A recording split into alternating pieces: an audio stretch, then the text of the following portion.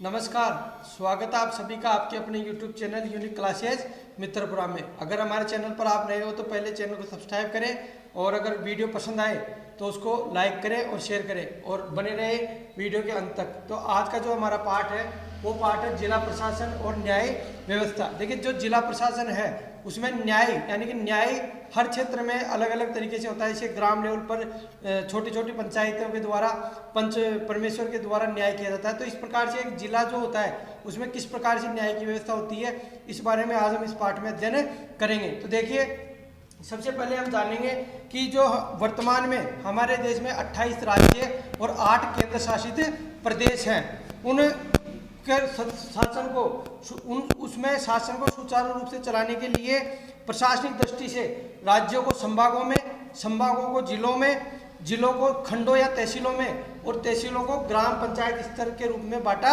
गया है। और वहां पर अलग अलग प्रकार के अलग अलग अधिकारी के रूप में न्याय का काम किया जाता है, यानी कि न्याय देने का कार्य किया जाता है। जिसमें हमारे राज्य में 33 जिले और 7 संभाग हैं और उन संभागों में 33 जिलों में जो जिला इकाई है उसमें जो जिला प्रशासन का जो मुख्य कार्य होता है वो जिला इकाई के रूप में होता है और उसका कार्य जो करता है उसके विकास का कार्य जिला प्रशासन के द्वारा किया जाता है। अब इसके बारे में हम अध्ययन करेंगे। तो इसमें क्या है, जो जिला प्रशासन है वो अपने जिले में किस प्रकार की न्याय देने का कार्य करता है, यानी किस किस तरीके से न्याय देता है। सबसे पहला आता है कि जैसे शांति और कानून व्यवस्था बनाना, यानी कि जो जिले का कार्य है वो शांति और कानून व्यवस्था बनाए रखने में महत्वपूर्ण योगदान रहता है। दूसरा आता है भू अभिलेख और जो संधारित करना और राजस्व प्राप्त करना, यानी कि जो आसपास का एरिया है जितना भी उसका पूरे राजस्व किस प्रकार से प्राप्त करें, ये भी जिला प्रशासन के अंतर्गत ही आता है। फिर आता है रसद और खाद्य सामग्री, यानी कि सभी को सामग्री खाद्य सामग्री उपलब्ध कराने का काम भी जिला प्रशासन का ही होता है। फिर आता है शिक्षा, चिकित्सा, स्वास्थ्य, पेयजल, बिजली और यातायात संबंधी जितनी भी सुविधाएं हैं वो भी कौन देता है, जिला प्रशासन ही उपलब्ध करवाता है। फिर आता है जिले की विकास में विभिन्न योजनाएं, जैसे कि जो भी योजनाएं आती है उन योजनाओं को लागू करने का काम भी जिला प्रशासन का ही होता है। फिर आता है विभिन्न संवैधानिक रूप से जो चुनाव संपन्न कराए जाते हैं, जैसे ग्राम पंचायत स्तर के चुनाव होते हैं, नगर पालिका के चुनाव होते हैं, नगर निगम के चुनाव होते हैं, ये सारे के सारे चुनाव भी जिला प्रशासन के अंतर्गत ही आते हैं। फिर आता है प्राकृतिक आपदा, जैसे कई बार बाढ़ आ जाती है या कई बार किसी सूखा या अकाल पड़ जाता है तो उसकी देखभाल के लिए भी जिला प्रशासन मुख्य रूप से योगदान देता है और सारी चीजों को जिला प्रशासन ही सुचारू रूप से चलाने का कार्य करता है। फिर नेक्स्ट आता है जनता के बीच में क्या होता है, जनता और सरकार के बीच में वो एक कड़ी का काम करता है जिला प्रशासन, यानी कि जितनी भी सरकार की योजनाएं होती है वो जिला प्रशासन विभिन्न रूप से पंचायत स्तरों पर, ब्लॉक स्तरों पर बांटने का कार्य करता है और वही जिले में पूरी तरीके से संभालने का कार्य करता है। नेक्स्ट आता है जो पंचायती राज व्यवस्था है, उसमें प्रशासन आपस में समन्वय स्थापित करता है, यानी पंचायती राज व्यवस्था में जिला प्रशासन का मुख्य योगदान रहता है। और जन समस्याएं, यानी कि किसी भी प्रकार की जो जन समस्याएं होती है वो जिला प्रशासन के द्वारा ही आपस में समन्वय बिठा करके उनका निपटारा किया जाता है। अब देखिए, जैसे कि इसमें अलग अलग तरीके से जिला प्रशासन का जो मुख्य लीडर होता है वो जिला कलेक्टर होता है। अब इन जिला कलेक्टर के भी अलग अलग पद होते हैं, जैसे कि मुख्य जिला कलेक्टर और पंचायत स्तर पर पंचायत कलेक्टर, रसद विभाग का अलग कलेक्टर होता है और भू अभिलेख विभाग का अलग कलेक्टर होता है, जिला निर्वाचन अधिकारी का अलग कलेक्टर होता है। तो सारे कलेक्टर मिलकर के एक मुख्य कलेक्टर को अपनी सूचनाएं संतरित करते हैं और उसी के अनुसार वो कार्यों का बंटवारा किया जाता है और प्रशासन को सुचारू रूप से चलाने का काम किया जाता है। और जो ये लिस्ट जो आपको स्क्रीन पे दिखेगी, इस लिस्ट के माध्यम से अलग अलग विभागों के कलेक्टर या जो पदाधिकारी हैं वो अलग अलग तरीके से अपना कार्य करते हैं और जिला प्रशासन को सुचारू रूप से चलाने में अपना योगदान देते हैं। फिर नेक्स्ट आता है कि जिला प्रशासन के कार्य क्या क्या है। तो जैसे हमने बताया कि शांति एवं कानून व्यवस्था बनाए रखना, तो जैसे शांति एवं व्यवस्था बनाए रखने की जिम्मेदारी जो होती है जिला कलेक्टर की होती है, यानी कि जिले का जो मुख्य अधिकारी होता है वो जिला कलेक्टर होता है और जिला कलेक्टर और मजिस्ट्रेट मिलकर के न्याय व्यवस्था करते हैं। उसके लिए उसके योगदान के लिए जो जिले की जो पुलिस है, पुलिस प्रशासन उसका पूरा योगदान देता है। जैसे कि एसपी हो गया, अपर पुलिस अधीक्षक हो गया, हेड कांस्टेबल हो गया, एसआई हो गया और जो कांस्टेबल जितने भी पुलिस वाले होते हैं वो मिलकर के सारी सूचनाएं किसको देते हैं, जिला कलेक्टर को देते हैं और वो जिले में शांति व्यवस्था बनाने का काम करते हैं।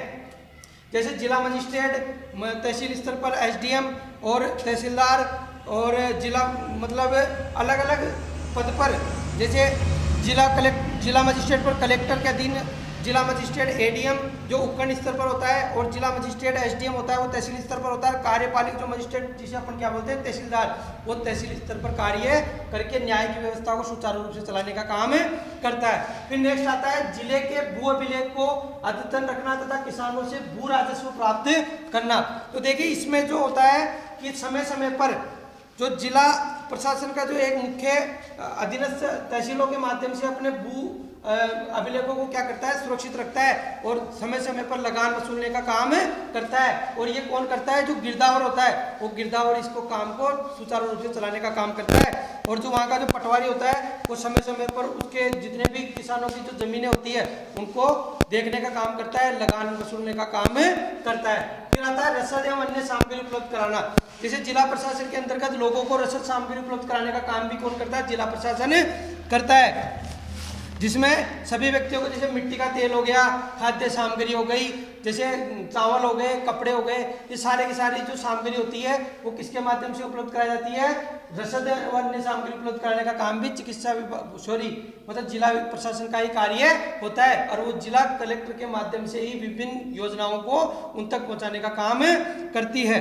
फिर इसके बाद में आता है कि चिकित्सा एवं स्वास्थ्य सेवाएं उपलब्ध कराना। देखिए ये भी एक मुख्य कार्य है। जो चिकित्सा अधिकारी होता है वो जिले का मुख्य अधिकारी होता है और वो समय समय पर स्वास्थ्य सेवाओं को लोगों तक पहुंचाने का काम करता है। इसमें उसके सहयोग के लिए एएनएम होती है और जो छोटे स्तर पर आंगनबाड़ी कार्यकर्ता होती है और जो मतलब जो डॉक्टर होते हैं और छोटे अस्पतालों में जो पीएससी वगैरह होते हैं उनमें जो छोटे डॉक्टर मिलकर के समय समय पर चिकित्सा स्वास्थ्य सेवाओं को उपलब्ध कराने के लिए जनता का परस्पर योगदान देने का काम करते हैं और जिला प्रशासन में मुख्य भूमिका निभाने का भी कार्य करते हैं।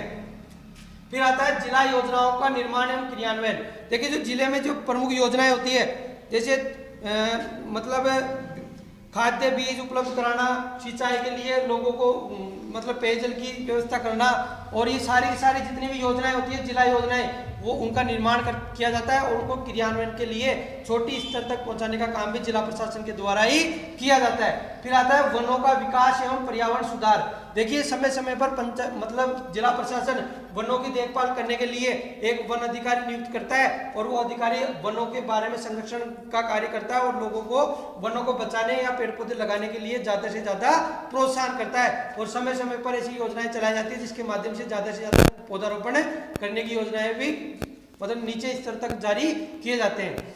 फिर आता है सार्वजनिक संस्थाओं का चुनाव करना।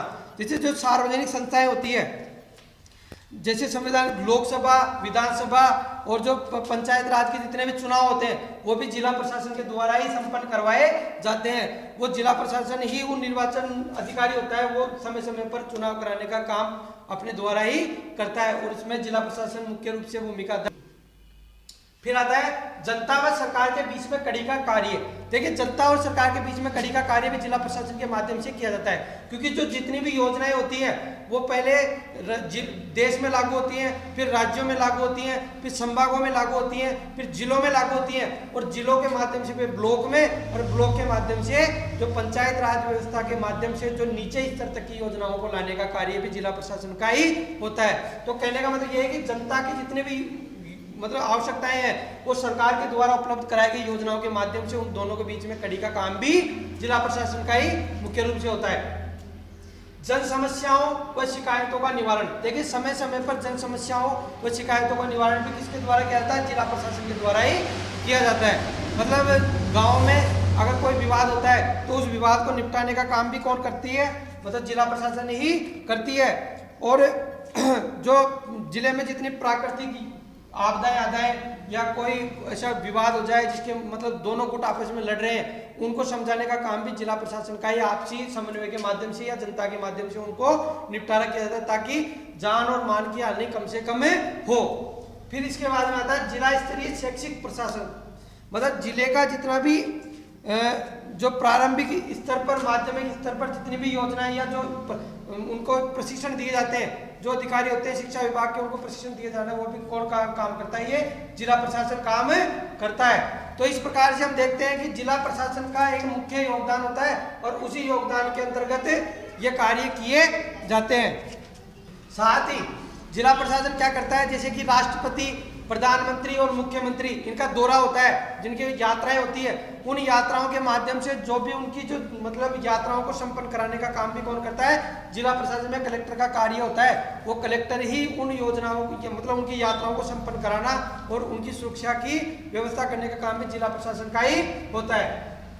अब अन्य का मतलब जिले की न्याय व्यवस्था नेक्स्ट आती है कि जो हमारे जिले में है, जो न्याय की व्यवस्था है वो किस प्रकार से है। तो स्वच्छ और सामाजिक जीवन को रखने के लिए न्याय, अलग अलग तरीके से न्याय दिलाने का काम भी जिला प्रशासन ही करता है। और जो अलग अलग मुकदमे होते हैं, उन मुकदमों के माध्यम से वो न्याय देने का काम करने के लिए भी 3 अदालतें दी गई है, जिसमें दीवानी विवाद, फौजदारी विवाद और राजस्व विवाद। सबसे पहले आता है दीवानी विवाद।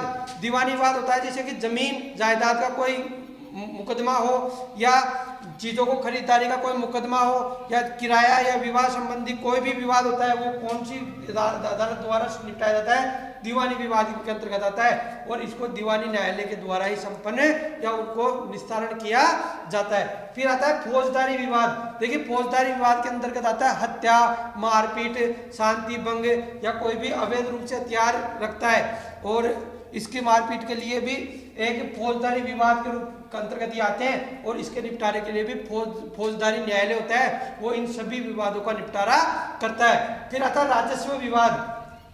तो राजस्व विवाद है, उसमें क्या आता है, जैसे कृषि के बारे में जितनी भी चीजें आती है, जैसे जमीन जायदाद के लिए आ जाए, मतलब अब नामांकन बुलाने का कार्य आ जाए या किसी भी रूप में सारे के सारे विवाद तहसीलदार द्वारा या उप तहसीलदार द्वारा या पटवारी गिरदावर द्वारा इन विवादों को सुलझाने का कार्य किया जाता है और ये राजस्व न्यायालय इन सारे के सारे मामलों को देखने का काम करता है।